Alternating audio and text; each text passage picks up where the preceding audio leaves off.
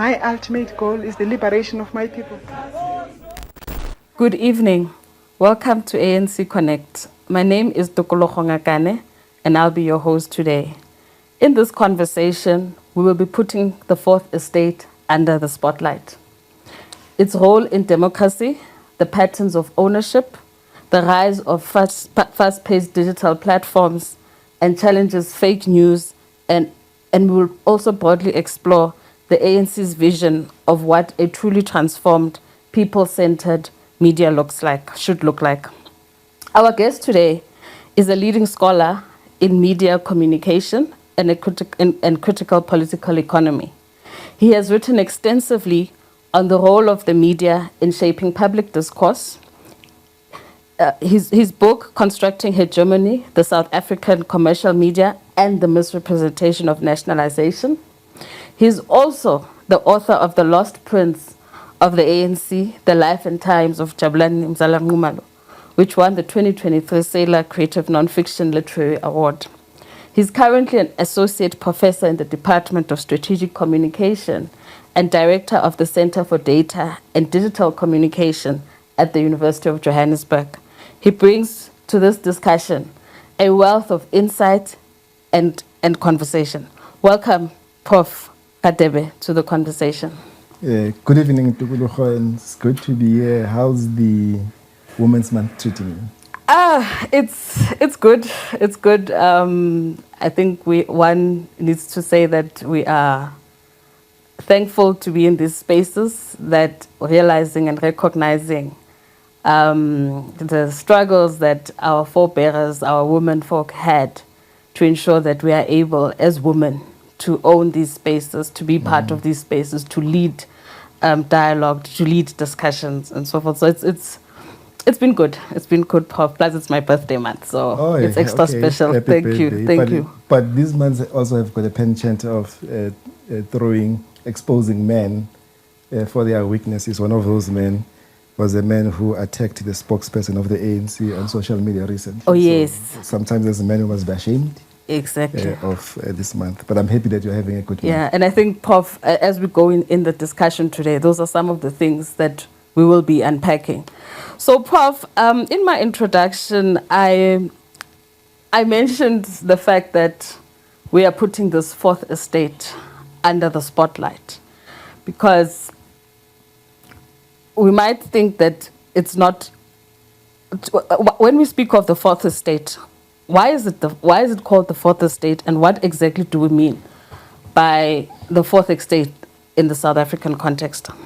Well, I don't like the concept of the Fourth Estate because it creates an impression that the media is something that is sitting outside of society. I think it's a liberal conception of the three arms of the state. In our context, it will be the legislative arm, it will be the executive arm and the judiciary. And then you've got then the media that plays what is called a watchdog role. Yeah. For me, it's a very problematic concept because just like anything else in society, the media is part of society, is a product of society. I don't think the media should be accorded a special role to play a watchdog. But of course, I think we do have to appreciate in the context of where we are as a country that the media has to play a particular role to ensure that it holds those who are in the public sector or in the public space, not just the public sector, both in the private sector and the public sector, accountable. That's the essence of the watchdog media, but I don't buy into that concept, honestly. So would you say that our media in South Africa exists beyond just that it has been captured by other interests beyond playing that role of being a watchdog, of checking up on those in power and so forth? Would you say that? Like that's what largely characterizes the media space in South Africa? Well, I wouldn't characterize the media to that 100%, but I think the starting point will be to appreciate the structure of the media in South Africa, how the South African media is structured post the 1994 democratic breakthrough. And one of those elements will be to appreciate that we have got what we'll call the commercialized media. They like to call themselves mainstream media. Yeah. It's the media that, the dominant media in South Africa, both print, both broadcast, but also, of course, there's a huge development of the digital media platforms in South Africa. They are commercialized. They survive through advertisers. But we've got a very important public sector media in South Africa through the public broadcaster. The vast majority of the people, the motive force of the National Democratic Revolution, if we can use that concept, they get their news through the African languages radio stations in South Africa. Very important. I mean, that is why, for example, platform radio stations such as Ukhozi FM, Umhlobo Wenene, Lisedi FM, they are still by far the biggest radio stations in the country because that's where the people get their news, the public. So the public broadcasting remains important. Then we've got the community media, which also plays a critical role. So all those medias put together, they play different roles, but of course we cannot run away from the fact that the commercialized media that everyone loves, they are very dominant and they set the tones on everything that they do. They are the watchdogs and they've positioned themselves to be the watchdogs, unfortunately, of the government, not of the elites in South Africa. Yeah. Prof, under apartheid, the press was deeply contested space. You know, you had the regime on one side, which was relying heavily on propaganda, also supported by the media, while on the other side you had liberation movement forced, given that hostile situation, to build platforms like Radio Freedom, to have alternative publications like Yosichaba and so forth. Firstly, how should we understand the role of media in part of just our broader struggle from that time to now?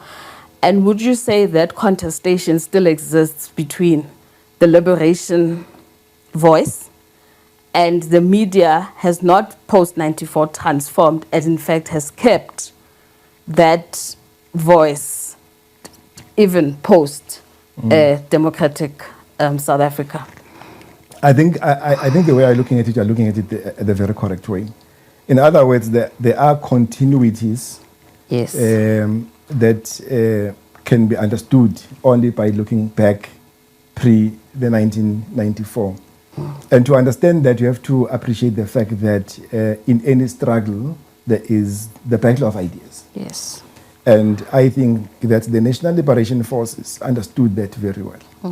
That is why even in the so-called mainstream media, you had publications that were owned by the South African Communist Party, the New Age, for example. Those were what you'd call mainstream media that were in that on that side. Beyond just the publications and the platforms that the National Liberation Movement, Radio Freedom, Chaba, the Dawn, the African Communist, but you also had what we called the alternative press that emerged, particularly became dominant in the 1980s. That press was largely driven by the donor funders who were interested in capturing what was happening inside the country. That is why the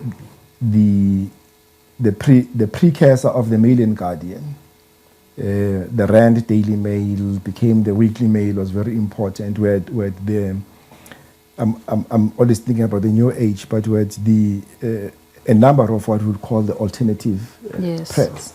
Unfortunately, they died with the dawn of democracy because of the funding problems. Okay.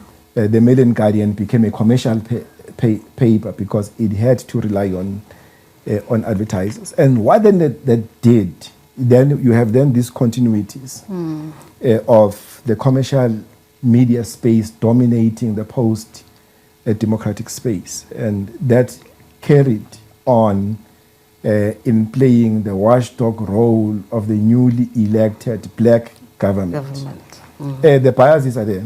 Yeah. And they have always been there and they continue to be there. So, but I think that context is very important to understand why there are biases and why they continue post democracy. And Prof, I think as you were just elaborating now, you mentioned the issue of the battle of ideas, and I think it's something that even Tambo had said, was that the battle of ideas is not separate from the struggle of liberation. And post 94, the battle of ideas, who would you say currently is winning in relation to the battle of ideas?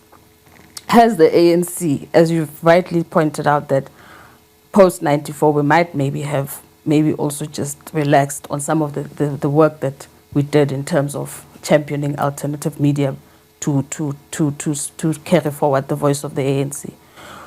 So who's currently owning the battle of ideas, and what has been the weaknesses of the ANC in terms of not being able to shape those battle of ideas? Yeah.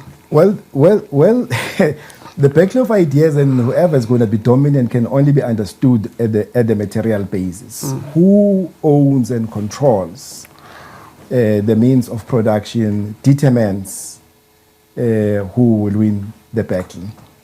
There's a nice Marxist quote. I will try to find it later on. Basically, it says the same thing, that those who control the means of production at all material time, they control what people think about, what people talk about, what people do. So unfortunately, those who control the means of productions and the means of communication, they control what we talk about, what people talk about, what people think about. And unfortunately, it can't be the ANC, because the ANC does not own those means of production. It does not even own a newspaper. It does not own any radio station, any television station. So what then happens is that those who owns those stations, they control what we talk about. Let me give you an example of News 24 as an example. And I read News 24 every day, so I don't have a beef about them. But what they write about. Yeah. And if you want to understand their policies, you need to go to the comment section of their stories. And what you find in those comment section is open and overt racism. Yes. Where corruption is equated to black people. Yeah. Where corruption and ANC and corruption and black people is basically the same thing. It's precisely because those people own those platforms. Yeah. And those people are going to win those battles all the time. Unfortunately, if you don't own the means of production and the means of communication, you are not going to win the battle of ideas. Yeah. So, Prof, in relation to what you've just said in terms of people who consume and even respond, the comment section, for instance, which can become very toxic, it's often argued that media reflects the voice of the middle class and the elite in society, and sidelines the voices of working class people, sidelines the voices of rural communities. And one way the ANC has consistently proposed to balance this is through, and I think you mentioned it, the development and investment in community media. Do you think this approach is effective? And how do we strengthen this section of the media further? Where would you say we have fallen short, given the fact that even 31 years we are still speaking about these dominant players, and we are not, as I've said, hearing the voices of the poor communities, the voices of poor people? Have we done enough to? Would you say, firstly, community media, more investment should go there, and is it enough to counterweight the mainstream narrative? And would you say community radio or community media is at a point where it can be able to also shape national discourse the way other traditional media shapes discourse. No, it's So what are the challenges there? I know my question is a bit loaded, but No. yeah. No, but I follow your question, Yeah. TK, and I don't think I don't think it's possible. I'm a big fan of community media because it plays a particular role in our communities, in our society, but it can never replace the power and the hegemony of the commercial media. There's quite a number of studies that we have done with many of my colleagues and have been done all over the world that demonstrate without any doubt that the commercialized media is nothing else but a representation of the dominant classes in society. And the motive force of the National Democratic Revolution, the working class people, the poor people, are not represented. Let me give you an example of the study we did with my colleague one of my colleagues at UJ. We did a study on the South African print media representation of the expropriation bill and how that was represented. It was very clear in our findings that the voices of the marginalized were suppressed. What we call the counter-hegemonic voices, the voices that were not repeating the interests of those that support and prop up and control this media. The narrative was very clear. We are going to chase away investors. Investor confidence becomes a key theme. You are going to become another Zimbabwe. And all those sort of issues. And those narratives were driven by the elites who are given spaces as sources in those platforms. There's quite a number of examples I can give you. One of them is the nationalization discourse. Yes.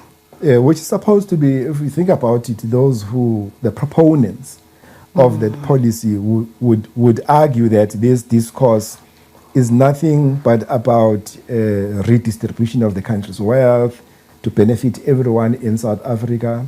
But when you look at that narrative, it's about what the business people think, what the mine owners think. It's not about the ordinary people. Even when the poor people were victims in a story like in Marikana, for example, they were not used as voices, as sources. Every time the workers embark on a strike, their actions are viewed as inconveniences to the economy, rather than understanding that the cost of living could be too high for the poor people and the working class people. So the media, the inherent bias that you find in the media representation must be understood primarily from the ownership patterns of the media, the structural factors that makes what we understand today as a commercial media. Prof, would you say information, our access to information is equal or is democratized? Would you say that 31 years later, this promise has been realized? What do we mean as well by information that is democratized? And why is information power? And I think that is the core of this, is that without access to information and information that is developmental, you're not going to be able to, for instance, you because the media is channeling the way information is consumed in society, it therefore shapes perception. So would you say that access to information is democratized in South Africa? And what are the challenges there? I'm not sure about it being democratized, but on one point, yes, information is power, but what information? Because we can argue that information is available. Maybe to an extent, it could be available on the internet. Of course, you need data and access to that information. But it depends what information is available that you're talking about. Because the fact of the matter is that you can have, information must make sense. Information must be packaged in such a way that it makes sense for the people that are going to consume it. That is why media plays a very important role, because it takes all the information and create sense. And that's what we call the media power and the power of agenda setting. Because the media has got the power to take the information that is in society and decide what is the agenda that the country must talk about. Yeah. And if the media today decide that everyone in the country is going to talk about General Mkhwanazi, Yes, General Mkhwanazi, yes. everyone is going to talk about it because there's the power of agenda setting. There's a media power that we talk about. So you can have access to information, but that information has to be encoded in such a way that it makes sense. So the access to information, the control of the information cannot be understood outside of those who control the means of production, who therefore control the buying power, the capital, and therefore they control what me and you talk about. Everything with me and you are talking about now is what the media has set as an agenda. So, Prof, is this an indictment on the ANC? To say post-94, the policies might have been there or the vision might have been there, but have we gone far enough in terms of wanting to transform the media? Where has the ANC lacked in that instance? I mean, I wouldn't say necessarily it's an indictment of the ANC, but what we need to understand is that it's the part of the ongoing struggle. Okay. If me and you were to sit here and think that the struggle ended 30 years ago, then we'll be making a mistake. The struggle for economic transformation is a big struggle. Precisely the reason why there must be policies that are put in place to transform the economy. Because for you to be able to understand the commercialized media, you have to understand how the economy is structured. This media, its structure and the way it exists, it is part of the capitalist system. Yeah. So you have therefore to be very clear on how to transform the economy, and as part of that economic transformation is part of the media transformation discourse. The point that I made at the beginning, the media is not something that is sitting outside somewhere in the stratosphere, not part of our society. The media is part of the business sector in South Africa, and therefore it has to be transformed as part of the struggle.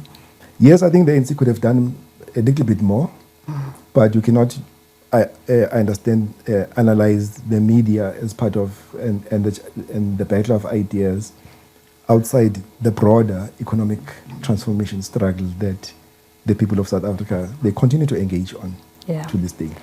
Okay, Prof. More and more South Africans, especially young people, now consume media through mobile phones and social media instead of your traditional newspapers or TV, right? Does this help democratize that space or transform that space one way or the other? How is this shift challenging the whole, the media as the fourth stage now democracy? So basically, what opportunities does this open for alternative voices to shape the space, to shape the media space? The digital communication media landscape is a huge debate that we must have in South Africa. It is controlled by, it's a space that is controlled by the companies from the US. There was a competition commission inquiry that recently completed that raises a number of issues about the regulation of digital media space. Yes. And one of the things that, just as an example, is that digital media platforms have contributed to the difficulty that the news media find themselves in. Because they carry a platform, they are a platform for the news that people consume, but they don't pay for that. And for example, there's what is called the Google AI overview, as an example, that they will take the information from the media and give it to you, and without taking you through to that media platform. In other words, therefore that media loses even legal revenue that they would have received. So it's a big issue. But the point I want to come back to, in the context of our discussion, is that my argument and my view is that the imbalances that exist in the print media, the broadcast media to an extent, are migrating to online platforms. Okay. So you could argue that in whatever social media platform you go to, and many young South Africans are consuming news media through social media platforms. Yes. But that is a migration patterns. Those patterns that we see on commercial media, print media, are migrating to online platforms. But of course, there are many debates and politics that emerge on digital platforms, how our data is being managed, how these Western companies, the political economy of digital platforms is a big debate. And I don't think it has played anything else in democratizing the space. In fact, it has added another layer of problems, including fake news or misinformation and misinformation and disinformation. And Puff, speaking about fake news and disinformation, I think that's especially in the social media space, that has been a challenge both globally and in particular South Africa. I think we have seen it through even this issue of what the right-wingers are doing, misinformation, disinformation campaign. And we have stats from UNESCO that report that 1 in 5 people in South Africa have unknowingly shared false content. What is the real purpose behind, would you say, disinformation campaigns in the media? And who ultimately benefits from shaping and spreading such distorted narratives, even from a point of view of saying that we are still not owning that media space, but there still exists the need to further spread fake news, disinformation, and so forth? Who benefits from Definitely this? not democracy, and definitely not the democratic movements such as the ANC. They don't benefit from misinformation and disinformation. Of course, we should not pretend that misinformation and disinformation are new. Okay. Yes. Before, and it's something that is created by digital media. They have been there. But what digital media platforms, especially those that are AI empowered, have made the problem even worse. And democracy as such suffers. If you think about the first US elections that gave us the first Trump administration and the Cambridge Analytica scandal, you understand that the digital media platform played a huge role in basically rigging elections. That was the first rigging of elections on a large scale on digital media platforms. Could it be, I'm just raising this as a question, I don't have an answer. Could it be, actually I've written a paper that raises this question. Could it be that disinformation and misinformation played a crucial role in the ANC losing, getting 40% of the 40% in last year's elections? The jury is still out, but we cannot rule that. We cannot rule that out if you look at the international interest that the elections brought into the country. The ICJ case, big issue. The non-aligned stance of our government in relation to the Ukraine war, big issue. And many other international issues, the vocal stance of South Africa on BRICS and the active stance of South Africa on BRICS. And all of these things created an interest of where South Africa should.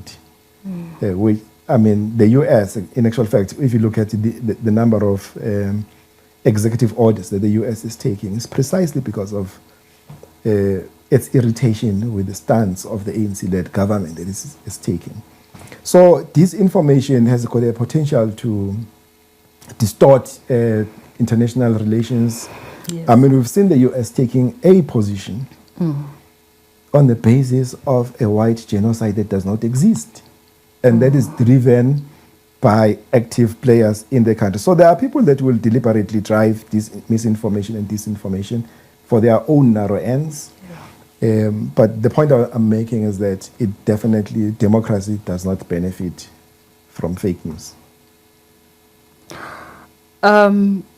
Prof, in terms of just that whole social media space again and the issue of disinformation, there's also the rise of clickbait culture, you know, through misleading headlines, algorithms that driven platforms, and these reward sensationalism because I think there's revenue generated from someone just clicking.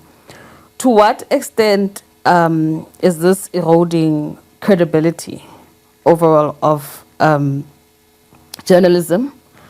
To what extent does it dilute from serious reporting on issues? And if real news is being driven out by sensationalism, how can the progressive movements like the ANC push back against false narratives while still embracing accountability, you know, ensuring real debates and bringing those out? So how do we fight back against that? Yeah. I don't know, but what I can say to you and assure you is that you are correct in that it definitely erodes the credibility of news and to some extent the credibility of organizations.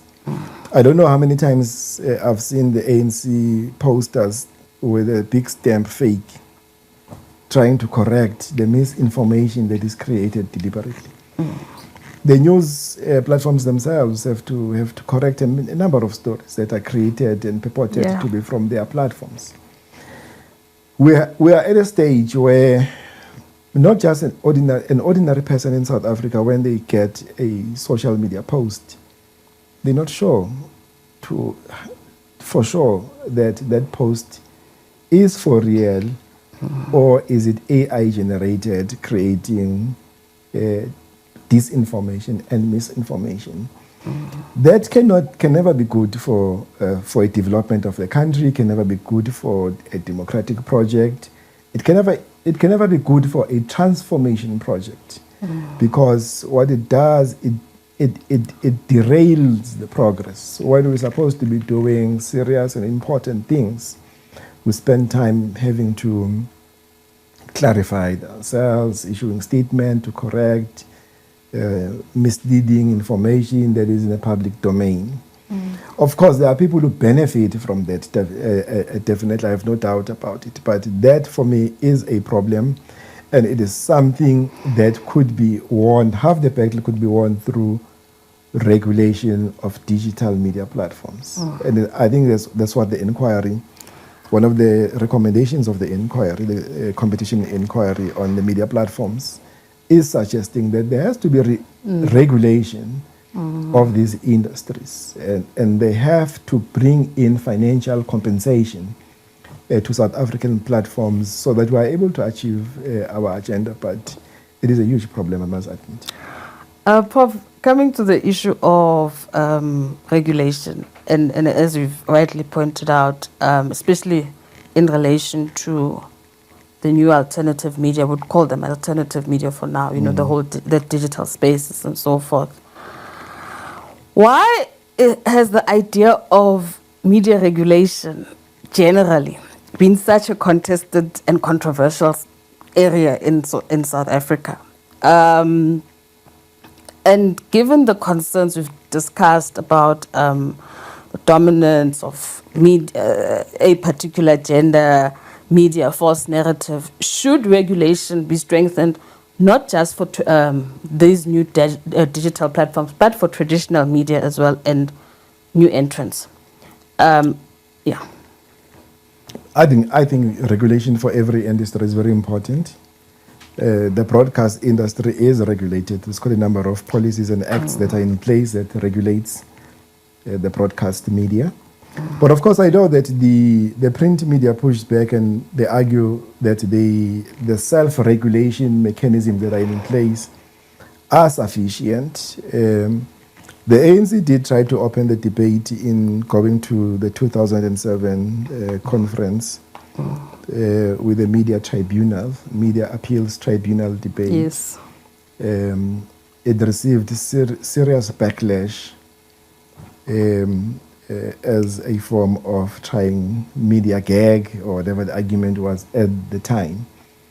But any self-respecting industry is regulated because where there are no rules, funny things happen. We have, there are a number of cases that we have seen of people who have been, you see, the problem with the media is that once the wrong story is out, to retract it is not easy. Yeah. You can retract it, but the damage is done. So regulation, in my view, is very important, and regulation should never be perceived as something that wants to censure the media, gag the media from doing its work. But it's about making sure that there is accountability and responsibility in the manner in which people practice their craft. Prof, in terms of diluting this very, I think what we've described, the media space is toxic. The SABC, what is the role of the SABC in bringing about, I don't know, neutrality? Because I think we've just uncovered that the media is not neutral in South Africa. The SABC in bringing neutrality, recognizing that it reaches over 30 million South Africans every week, remains widely accessed source of news and information. What role should the SABC playing in firstly serving the public interest and its developmental mandate? Well, first and foremost, I don't buy the argument of neutrality of media, because I don't think neutrality is possible. It's just like the argument of independent. Independent media that is independent from what? I'm not sure. SABC should never be neutral, but it should always be on the side of the people. The SABC has got a very important public mandate. The SABC should play that role. But whether the SABC is playing that role is another debate. And one of the reasons why I don't think the SABC is not enabled to play that role is through its funding model. I can't remember now what are the figures, but the last time I checked, the huge amount of funding, SABC funding, came from the advertising revenue. Something like 80% or more than 80%. I don't know what the figures, because me and you don't pay our TV licenses. One of the what's part of the problem. We need to correct that. And if you look at the content of the SABC, the legal that I listen of the SABC, I find it very problematic. Let me give you two examples. The government of South Africa has got a stance on non-alignment on the Ukraine war. But I can tell you today, the last time I heard the SABC reporting on the Ukraine war, they call it the Russian invasion, which for me is very clear that they've taken a side that is influenced by the Western media's perspective, the views of NATO on the war, because that's what NATO calls that. NATO, whether you listen to the president of the UK or the French president, that's what, or the German chancellor, that's what they call it, the Russian invasion on Ukraine. I'm not an international scholar, so I don't want to enter those debates, but the fact of the matter is that in its reportage, the SABC seemed to have taken a deliberate posture that seeks to contradict the government.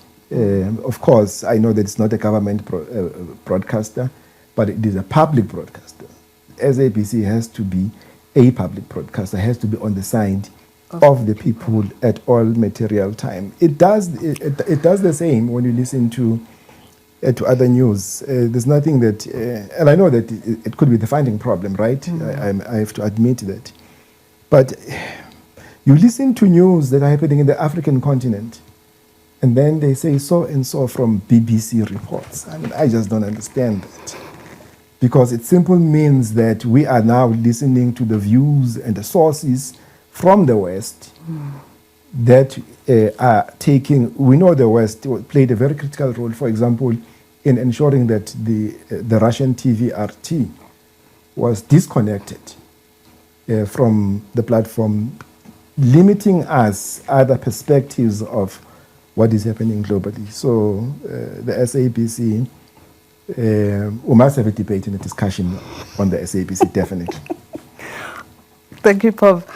I think, Pav, part of the debates or something that's popular narratives that are out there and largely driven by media again is amplifying, and we're not downplaying the struggle, the challenges that our government has faced. But and I think the ANC has also acknowledged its own governance weaknesses, and legitimate criticism as essential to democracy.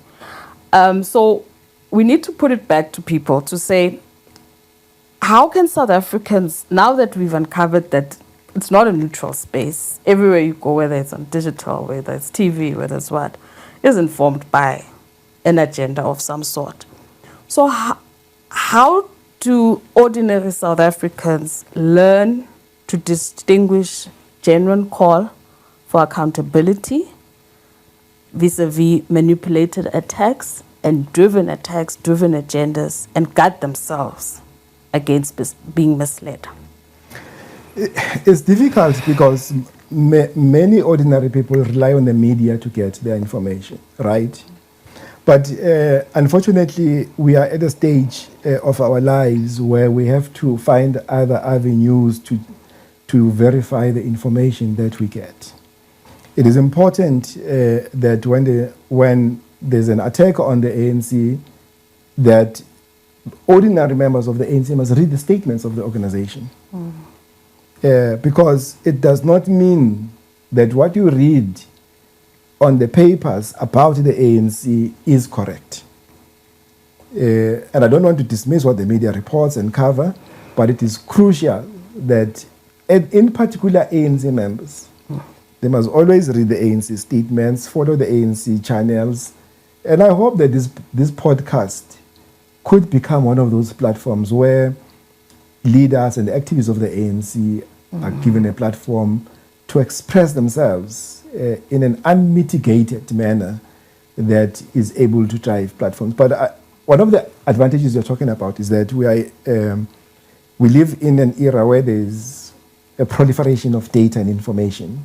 And this one opportunity, but of course, there's what is called the attention economy, that we can have all the information in the world, but you don't have time to consume all of it. Sometimes the media gives you what is important. Maybe this podcast can give the ANC members what is important for them to know about their organization and the behavior of the leadership. Pav, we're celebrating 70 years of the Freedom Charter. The Charter declared that we shall share in the country's wealth. I think we have also unpacked the issue of information. What would a transformed media space look like? Is it increasing ownership in it? And what would this shared ownership look like in this new era? Well, in my view, a transformed media space can only exist in a transformed political economy, because that's why the media exists. As I repeat again for the last time, hopefully the media does not exist outside of society. But the transformed media space for me, by the way, if you look at where the media was 30 years ago and where it is today, there's a huge strides that have been made. A vast number of staff and editors represent the demographics of the country. And I think that's one element that a transformed media should look like. But there's what is called the management structure in the newsroom. Now, I challenge you to go and look at the management structure of Amapungani. I challenge you to look at the management structure of the Daily Maverick and tell me that it is reflective of the demographics of South Africa. In South Africa, the vast majority of the people are black people in general, Africans in particular. That's what a transformed media space should look like, reflect the demographics of the people of South Africa. But beyond that, the management structure, the ownership structure of that media must reflect who we are as people, united in diversity. But of course, the fact of the matter is that the vast majority of the people of South Africa are black people in general, and that media ownership should reflect that. Those are some of the things that we should, but I don't think it's possible in the context where the economy is not transformed. Should political parties, especially progressive movements, do more to invest in ownership of the media space? Oh, well, political parties all over the world have got their own media. In Germany, parties have got their own media. In the US, you know that the Fox TV, Trump. You know who they stand with. Yes. There's absolutely nothing wrong when that happens. Because actually, it's better when you know, I mean, because one of the things I say about journalists, by the way, is that this thing that I'm independent, it does not exist, because when we go and vote, we all go in the queue, and we don't vote for the same party. So you're not neutral in how you look at the world. Yes. How you prefer, your ideological outlook is not neutral. So it's better if you nail your colors on the mast. You say, I'm a scholar, I'm academic, but I'm not afraid to say that I'm an ANC member. So people know. And then I declare up front when I write an article, I'm a member of the ANC. Yeah. So that people can know that if they want to criticize me, they know that, but you have declared, you're not trying to hide that you are something that you are not. So the media also should do that. And it's better, actually, if you know In your that, own space. Yeah, that the media is where it stands. Prof, just was about to wrap up. The president has declared the need for a national dialogue. And this past weekend, the National Convention officially kickstarted that process. What role should the media play in this moment, beyond just being a reporter of events?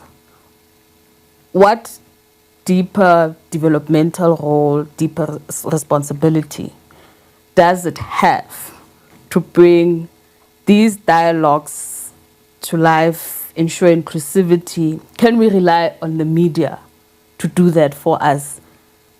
What is their role in this whole national dialogue? And yeah, no, I'm laughing because those who know me will know my perspectives on the national dialogue. I've written quite extensively about it. But one of the things that we're trying to do with my colleagues at UJ was to create a forum for the media and communicators to sort of discuss their role in the national dialogue now that it is here.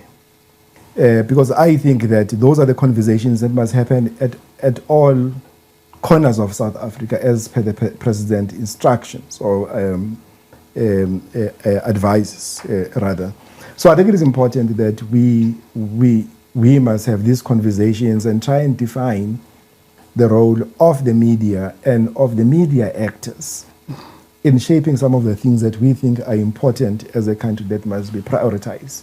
Yes, the media's got a dual role here because they can report on those events, but also they can interact with the dialogue as actors, as citizens, as people who work in the media space. So I think the media's got a huge role to play in helping the country to move forward.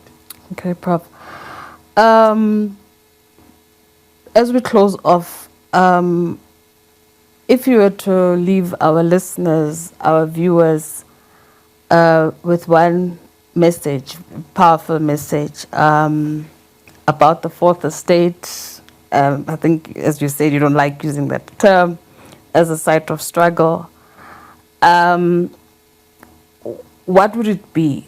Why should somebody sitting at home, especially our people at home, care about this debate, the debate around the media and the information they consume? Why should they care about this debate? They have to care because I think, especially if they are ANC members, the backlog of ideas are important. The concept of the fourth estate, in my view, it's an over-exaggerated one. Don't believe in that.